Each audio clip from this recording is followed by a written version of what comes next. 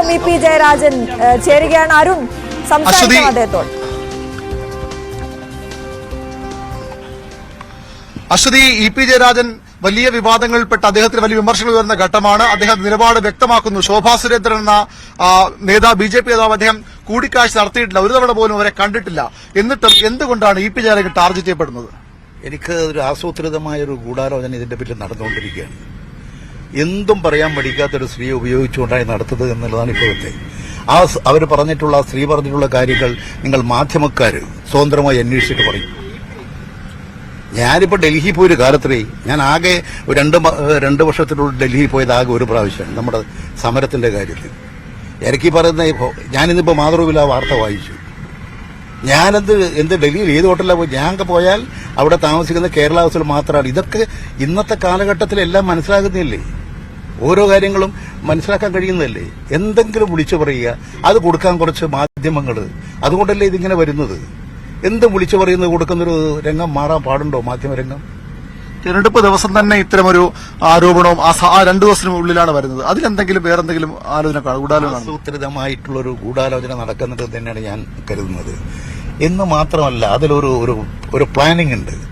എന്നെപ്പോലെയുള്ള ഒരാൾ ബി.ജെ.പി. പോകാൻ ആർക്കത് വിശ്വസിക്കാൻ കഴിയുക? പിന്നെ ഞാൻ ഈ ശോഭാ സുരേന്ദ്രൻ എടുക്കുക, ഞാൻ പോകാനോ? എന്ത് കണക്കാക്കിയിട്ടാ പറയുന്നത്? ശോഭാ സുരേന്ദ്രൻ ബി.ജെ.പിയുടെ ഒരു വിമതപക്ഷത്തേക്ക് നേതാവ് കൂടിയാണ്. കഴിഞ്ഞ നേരത്തെയൊക്കെ സുരേന്ദ്രനുമായി ഏറ്റുമുട്ടിക്കൊണ്ടിരിക്കുന്നതാണ്. അവര് ബി.ജെ.പി. തന്നെ ഒറ്റപ്പെട്ടുകൊണ്ടിരിക്കുന്ന അവസ്ഥയാണ്. ഞാൻ കാണാൻ പോകുന്നൊരു നേതാവ്, പരിഹാസം എനിക്ക് തോന്നുന്നത്. ആ സ്ത്രീക്ക് എന്താ പറ്റിയത്? ഈ ശോഭാ സുരേന്ദ്രൻ ഇടയ്ക്ക് CPM-ലേക്ക് വരും, അവിടെ ബി.ജെ.പിയിൽ അവർക്ക് വലിയ അവഗണനയുണ്ട് എന്നൊക്കെ പറഞ്ഞിട്ട് അങ്ങനെ വാർത്തകളൊക്കെ ഉണ്ടായിരുന്നു. അതിലെന്തെങ്കിലും ഇടപെടൽ ഇ പി നടക്കും? കാരണം ഇത്രയും പല ഓപ്പറേഷനിൽ ഇ പി ഉണ്ടാവാറുണ്ട്, അതുകൊണ്ട് ചോദിക്കുകയാണ്. ഞാൻ ഇത്തരം ആ കാര്യത്തിലൊന്നും ഞാൻ ഇടപെട്ടിട്ടില്ല. ഇങ്ങനെ ഒരു വാർത്ത ഞാൻ കേട്ടിരുന്നു എന്നുള്ളത് ശരിയാണ്. പക്ഷെ എനിക്ക് ഈ സ്ത്രീയെ അറിയാവുന്നത് കൊണ്ട് ഞാൻ അങ്ങനെ അത്തരം കാര്യങ്ങളിലേ ഇടപെടാറില്ല. ശരിയായ നിലയിൽ രാഷ്ട്രീയ കാര്യങ്ങൾ കൈകാര്യം ചെയ്യുക, പോവുക എന്നുള്ളതല്ലാതെ ഞാൻ അത്തരം കാര്യങ്ങൾ ഇടപെടുന്ന ശീലം എനിക്കില്ല, ഇടപെടാറുമില്ല. ഈ മുഖ്യമന്ത്രിയായിട്ടൊക്കെ വളരെ അടുത്ത ബന്ധമുള്ള ആളാണ് അങ്ങ്. ഇങ്ങനെ ഒരു ഗൂഢാലോചന നടന്ന് അങ്ങയുടെ ഫ്ളാറ്റിലേക്ക് ഇത്തരം ഒരാൾ വരുമ്പോൾ, അങ്ങയുടെ മകന്റെ ഫ്ളാറ്റിലേക്ക്, അതൊന്ന് മുഖ്യമന്ത്രിയെങ്കിലും അറിയിക്കണ്ടായിരുന്നു? അല്ല, ഞാൻ പറയുന്നത് ആരൊക്കെ വരുന്നുണ്ട് മുഖ്യമന്ത്രിനെ അറിയിക്കേണ്ട എന്താ വിഷയമുള്ളത്? ഒരാൾ വഴിപോകുന്ന അവസരത്തിൽ എന്നെ പരിചയപ്പെടാൻ വേണ്ടി വരുന്നു. ഞാനിവിടെ കേരളത്തിൽ അവരുടെ ബി.ജെ.പിയുടെ ഒരു ഇതായിട്ടെന്തോ പ്രത്യേക ചുമതലക്കാരനായി പ്രവർത്തിക്കുന്നു. എല്ലാ രാഷ്ട്രീയക്കാരുമായിട്ട് ഞാൻ കണ്ടിട്ടുണ്ട്, പരിചയപ്പെട്ടിട്ടുണ്ട്. നിങ്ങളുമായിട്ട് ഇതുവരെ പരിചയപ്പെടാൻ പറ്റിയില്ല. അതുകൊണ്ട് പരിചയപ്പെടുന്ന വേണ്ടി മാത്രമാണ് ഇങ്ങനെ ഒരാൾ പറഞ്ഞാൽ ഞാൻ എന്താ പറയേണ്ടത്? എന്നെ പരിചയപ്പെടാൻ വന്നിരിക്കുന്നു എന്ന് മുഖ്യമന്ത്രിയോട് പറയേണ്ട കാര്യം എന്താ? മറ്റാരോടും പറയേണ്ട കാര്യം എന്താ? ഞാനത് പലരും കാണാൻ വരുന്ന കൂട്ടത്തിൽ ഒരാൾ കാണാൻ വന്നു, പരിചയപ്പെട്ടു, പോയി, അത്ര തന്നെ, അത് തീർന്നു. പിന്നെ വേറെന്താ ഉണ്ടായത്? ഇതിനുശേഷം മുഖ്യമന്ത്രിയോട് സംസാരിച്ചിരുന്നു ഈ വാർത്തയൊക്കെ പുറത്തു വന്നതിന് ശേഷം? അല്ല, ഞാൻ മുഖ്യമന്ത്രിയായിട്ട് ആവശ്യത്തിന് സംസാരിക്കാറുണ്ട്, കാണാറുണ്ട്. പക്ഷെ ഇത്തരത്തിലൊരു ആസൂത്രിതമായ ഒരു ഗൂഢാലോചന എത്ര ഇതായിട്ടാണ് ചെയ്തിരിക്കുന്നത്? ഇത് സംബന്ധിച്ച് എന്താണ് ചെയ്യാൻ കഴിയാന്നുള്ള നിയമപരമായ കാര്യങ്ങളും പിന്നെ ഇത് സംബന്ധിച്ച പരാതികളും ഞാൻ കൊടുക്കുന്നുണ്ട്. അത് നിയമവിദഗ്ധന്മാരുമായിട്ട് ആലോചിച്ചിട്ട് ചെയ്യും. അന്വേഷണം ആവശ്യപ്പെടും സർക്കാരിനോടും? തീർച്ചയായും. കാരണം ഇത് ഒന്നുമില്ലാത്തൊരു കാര്യം വിളിച്ചു പറഞ്ഞ് പിന്നെ പറയില്ലേ. ഞാനുമായിട്ട് ഇന്നിവരെ സംസാരിച്ചിട്ടില്ലാത്തൊരു സ്ത്രീ വന്നിട്ട് ഇങ്ങനെ ഞാനുമായി സംസാരിച്ചിരിക്കുന്നു, 3 വട്ടം സംസാരിച്ചിരിക്കുന്നു ഡൽഹിയിലെ ഹോട്ടൽ. ഞാനെന്ത് ഡൽഹിയിലെ ഹോട്ടലിൽ പോന്നു? എന്തെങ്കിലും അതിലുണ്ടോ എന്നുള്ളത് നിങ്ങൾ മാധ്യമക്കാർ പരിശോധിച്ചോ? ഞാൻ പറയുന്നത്, നിങ്ങൾ മാധ്യമക്കാർ 2-3 ആളെ ചുമതലപ്പെടുത്തി ആ സ്ത്രീയെ പറഞ്ഞിട്ടുണ്ടല്ലോ. ഞാൻ ആ സ്ത്രീയെ ഈ കാര്യത്തിൽ വെല്ലുവിളിക്കുകയാണല്ല. ഇപ്പോൾ വെല്ലുവിളിക്കുന്നത് ഞാൻ ഉപയോഗിക്കുന്നില്ല. അതിനൊന്നും ആ സ്ത്രീ ഇല്ല. അതുകൊണ്ട് അതിനൊക്കെ ഞാൻ പോകുന്നില്ല. അതുകൊണ്ട് നിങ്ങൾ ഈ കാര്യം പരിശോധിക്കും. മകന്റെ പേരുമൊക്കെ ഇതിനകത്ത് ഇടയ്ക്ക് വന്നു പോകുന്നുണ്ട് ശോഭാ സുരേന്ദ്രന്റെ ആരോപണത്തിൽ. അതും ഞാൻ പറഞ്ഞിട്ടുണ്ട്. ഈ പിന്നെ കൊച്ചിയിലൊരു ഹോട്ടലിൽ ഒരു കല്യാണത്തിന് എന്റെ മകൻ പോയി. അപ്പൊ അവനവിടെ കല്യാണത്തിന് പോയപ്പോ ഞാൻ അവരോട് ചോദിച്ചു എന്താന്ന്. അപ്പൊ അവൻ പറയുന്നത്, എനിക്ക് പരിചയമൊന്നുമില്ല, ഈ സ്ത്രീ വന്നിട്ട് ജയരാജന്റെ മകനാണല്ലേ എന്ന് പറഞ്ഞു. അതേന്ന് പറഞ്ഞു. ഓ ശരി, അങ്ങനെ 2-3 വർത്താനെന്തോ പറഞ്ഞു. അപ്പോൾ നിങ്ങൾ ഫോൺ നമ്പർ തരുമെന്ന് നമ്പർ കൊടുത്തു. ആ നമ്പർ കൊടുത്തതിന് ശേഷം ആ സ്ത്രീ ഇവനോട് വിളിക്കാൻ വേണ്ടിയിട്ട് മെസ്സേജ് കൊടുത്തു. ഇവൻ വിളിച്ചിട്ടില്ല. പിന്നെ ഈ സ്ത്രീയുടെ കുറെ പടം ഇങ്ങോട്ട് അയക്കും. അപ്പൊ അത് കണ്ടപ്പോൾ ഇവന് തോന്നി ആ സ്ത്രീ ശരിയില്ല. പിന്നെ അതങ്ങ് ബ്ലോക്ക് ചെയ്തു. ഓൻ വിളിക്കാറുമില്ല, ഓനെ വിളിക്കാറില്ല. അല്ല, ഓൻ അങ്ങോട്ട് ഒരു കോള് പോലും അങ്ങോട്ട് വിളിച്ചിട്ടില്ല.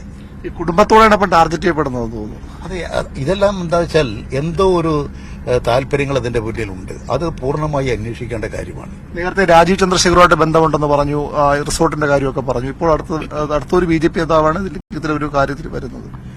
രാജീവ് ചന്ദ്രശേഖരനെ ഞാൻ പറഞ്ഞില്ലേ, ഞാൻ അയാള് ഇതുവരെ കാണുകയോ സംസാരിക്കുകയോ ചെയ്തിട്ടില്ലാത്ത ഒരാളാണ്. നമ്മൾ നെറ്റിൽ നോക്കിയാൽ എല്ലാ കാര്യങ്ങളും മനസ്സിലാവില്ലേ? ഇന്ന് ഇന്റർനെറ്റ് സംവിധാനങ്ങൾ ഉള്ളതുകൊണ്ട് കമ്പനി ആക്ട് അനുസരിച്ച് ഇത് മുഴുവൻ നെറ്റിലില്ലേ? ആരാണ് കമ്പനിയുടെ ആള്, ആരാണ് ഇതിന്റെ ഉടമകൾ, എല്ലാം മനസ്സിലാവില്ലേ?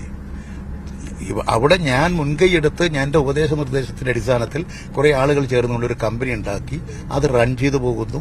അവർ ചികിത്സാ രംഗത്ത് സംവിധാനം ആരംഭിക്കുന്നു. അവർ 2-3 കമ്പനിയുമായി ചേർന്ന് ചികിത്സ നടപ്പിലാക്കിയെങ്കിൽ അതിലൊന്നും അവർക്ക് വേണ്ടത്ര മുന്നോട്ട് പോകാൻ കഴിഞ്ഞില്ല.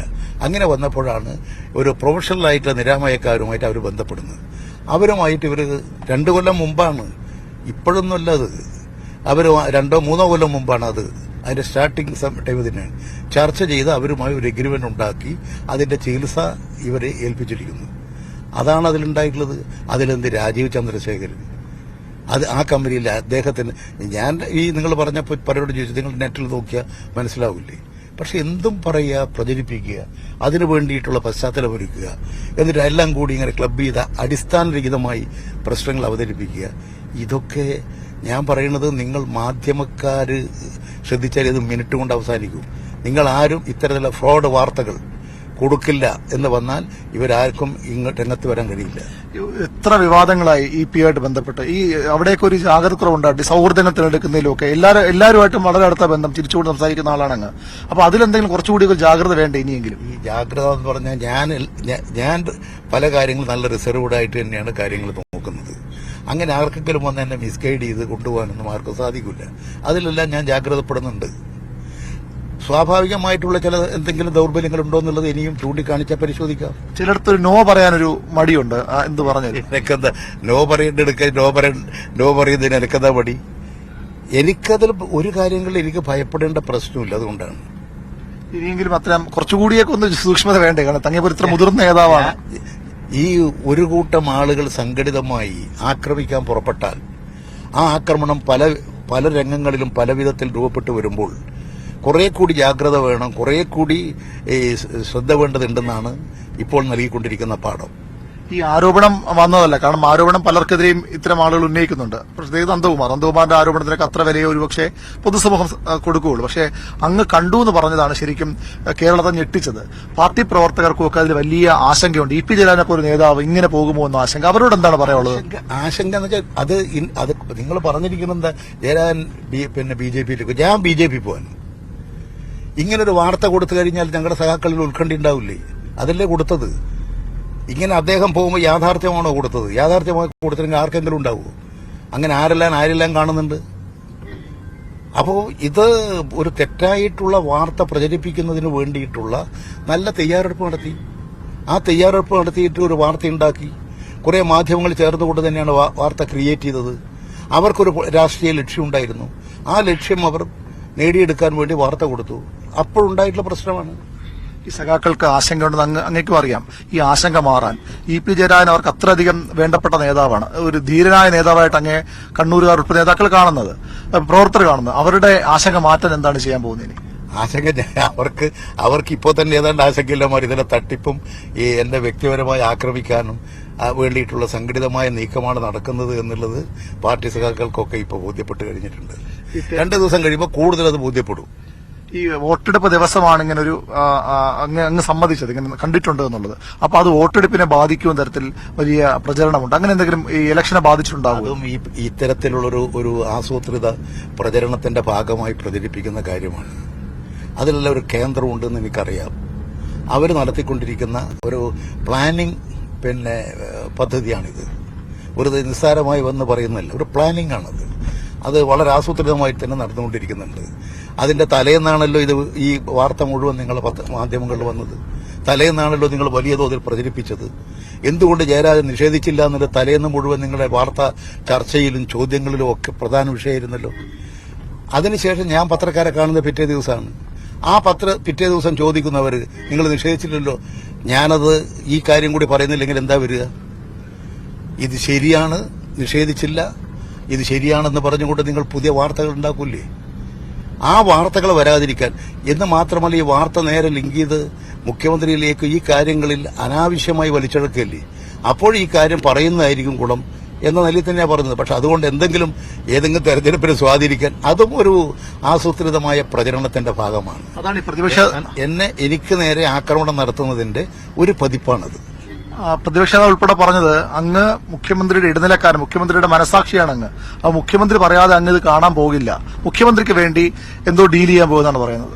പ്രതിപക്ഷ നേതാവും ഈ ശോഭാ സുരേന്ദ്രന്റെ നിലവാരത്തിലേക്ക് താഴരുത്. പറയുന്നോൾ ഒരു പ്രതിപക്ഷ നേതാവ് എന്നുള്ള ധാരണയോടുകൂടി വേണം അദ്ദേഹം സംസാരിക്കാൻ. ഇത് ശോഭാ സുരേന്ദ്രന്റെ വാക്കുകളാണ്. അപ്പൊ അതെല്ലാം ഞാൻ അർത്ഥത്തിന് തള്ളിക്കളയുകയാണ്. ആദ്യം ദല്ലാൽ നന്ദകുമാർ പറയുന്നു, പിന്നീട് ശോഭാ സുരേന്ദ്രൻ പറയുന്നു. അതിനെ സ്ഥിരീകരിച്ചുകൊണ്ട് പിന്നീട് പറയുന്നത് KPCയുടെ മുൻ അധ്യക്ഷനാണ്, കണ്ണൂരിലെ സ്ഥാനാർത്ഥിയാണ്, അങ്ങയുടെ ആത്മസുഹൃത്തുമാണ് കെ സുധാകരൻ പറഞ്ഞു ഞാൻ ദുബായിൽ വെച്ചിട്ടാണ് ചർച്ച. പിന്നെ ചിലർ പറഞ്ഞു ഞാൻ തൃശ്ശൂർ വെച്ചിട്ടാണ്. ഇതെല്ലാം ഇന്നത്തെ കാലഘട്ടത്തിൽ ഇത് ആർക്കെങ്കിലും മറച്ചു വെക്കാൻ സാധിക്കുമോ? ഞാൻ തൃശ്ശൂർ പോയിട്ടുണ്ടോ ഇല്ലയോ എന്തൊക്കെയാണെന്ന് എല്ലാവർക്കും പറയില്ലേ. ഒന്ന് പറഞ്ഞ് അത് തെറ്റാണെന്ന് പിന്നെ സ്ഥാപിക്കപ്പെടുമ്പോൾ ഉടനടി വേറെ. ഇത് ഇത്തരത്തിലൊരു എന്തും വിളിച്ചു പറയാൻ മടി കാണിക്കാത്ത ഒരു സ്ത്രീയുടെ വാക്കുകൾ ഇങ്ങനെ മാധ്യമങ്ങൾ എടുത്ത് ഈ രാഷ്ട്രീയത്തെ മലീനസമാക്കരുത്. ഈ സുധാകരൻ നേരത്തെ കോൺഗ്രസിൽ പോകാൻ തയ്യാറെടുത്തു എന്നൊക്കെ വാർത്തകളുണ്ട്. അദ്ദേഹം തന്നെ അദ്ദേഹം വിളിച്ചിട്ടുണ്ട്, വേണ്ടി വന്നാൽ പോകുമെന്നും പറഞ്ഞു. ഇപ്പോ അങ്ങ് തിരിഞ്ഞിപ്പോ അങ്ങക്ക് നേരെയാണ് ഈ ആരോപണം വരുന്നത്. ഞാൻ പത്രസമ്മേളനം നടത്തി പറഞ്ഞ്, അതായത് സുധാകരൻ BJPയിലേക്ക് പോകാൻ പോകുന്നു, രാജ അദ്ദേഹത്തെ ക്ഷണിച്ചു, അമിത്ഷായെ കാണാൻ പോയി. ഈ കാര്യമെല്ലാം ഞാൻ പറഞ്ഞ് അവസാനിപ്പിച്ച് 1 മണിക്കൂറോ 2 മണിക്കൂറോ കഴിയുമ്പോൾ ഞാൻ BJPയിലേക്ക് ചേരാൻ പോകുന്നു. അത് തന്നെ കാര്യങ്ങൾ വ്യക്തമല്ലേ, ആസൂത്രിതമാണെന്നുള്ളത്.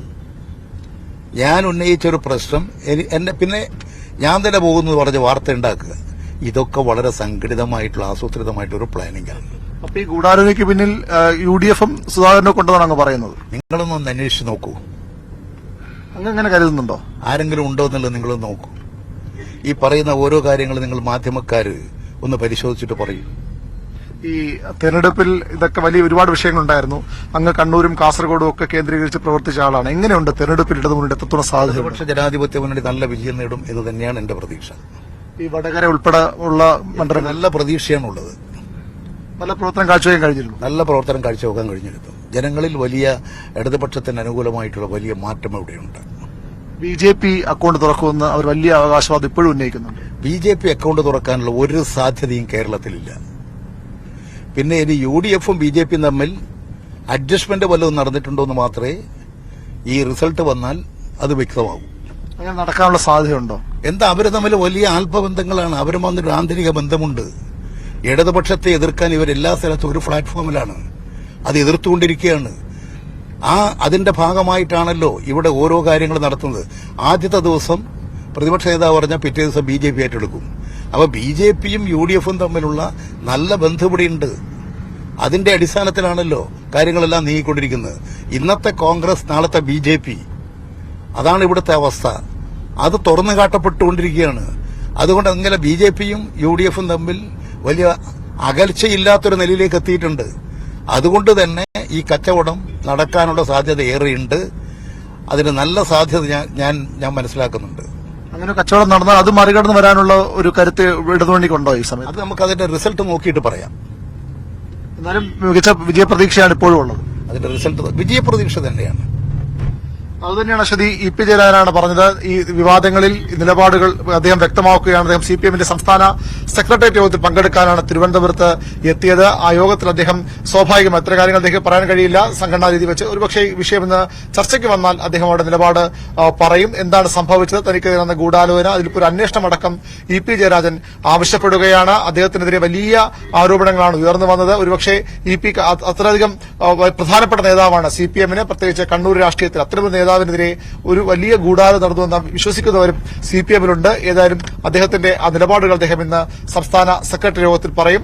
അതിനുശേഷം CPM അക്കാര്യത്തിൽ തീരുമാനമെടുക്കുകയും ചെയ്യും. ഏതായാലും EP ജയരാജൻ തികഞ്ഞ ആത്മവിശ്വാസത്തിലാണ്. അത് ഈ ആരോപണത്തെ പ്രതിരോധിക്കാൻ കഴിയുമെന്ന കാര്യത്തിലും അതുപോലെ തന്നെ തെരഞ്ഞെടുപ്പിൽ വലിയ വിജയമുണ്ടാവുമെന്ന കാര്യത്തിലും മുന്നണിയുടെ കൺവീനർ വലിയ ആത്മവിശ്വാസത്തിലാണ്. അദ്ദേഹം അല്പസമയത്തിനകം ഇവിടെ AKG സെന്ററിന് എതിർവശത്തുള്ള അദ്ദേഹത്തിന്റെ ഫ്ളാറ്റിലേക്ക് എത്തുകയാണ്. അദ്ദേഹം ഇന്ന് പങ്കെടുക്കില്ലാത്ത തരത്തിലുള്ള ചില അഭ്യൂഹങ്ങൾ കൂടി ഉണ്ടായിരുന്നു. അതൊക്കെ തള്ളിക്കളഞ്ഞുകൊണ്ടാണ് EP ജയരാജൻ CPM സംസ്ഥാന സെക്രട്ടേറിയറ്റിൽ പങ്കെടുക്കാൻ എത്തുന്നത്. അദ്ദേഹം തനിക്ക് പറയാനുള്ള കാര്യങ്ങൾ പാർട്ടിക്ക് മുമ്പിൽ പറയുമെന്ന് തന്നെ നമുക്ക് കരുതാം. ശരി അരുൺ, എന്തായാലും EP ജയരാജനുമായുള്ള എക്സ്ക്ലൂസീവ് അഭിമുഖമാണ് ഇപ്പോൾ നമ്മൾ കണ്ടത്. News 8 മാത്രം നൽകിയ അഭിമുഖമാണ്. അദ്ദേഹം ഇപ്പോൾ വിമാനത്താവളത്തിൽ നിന്നും AKG സെന്ററിനടുത്തേക്ക് എത്തുകയാണ്.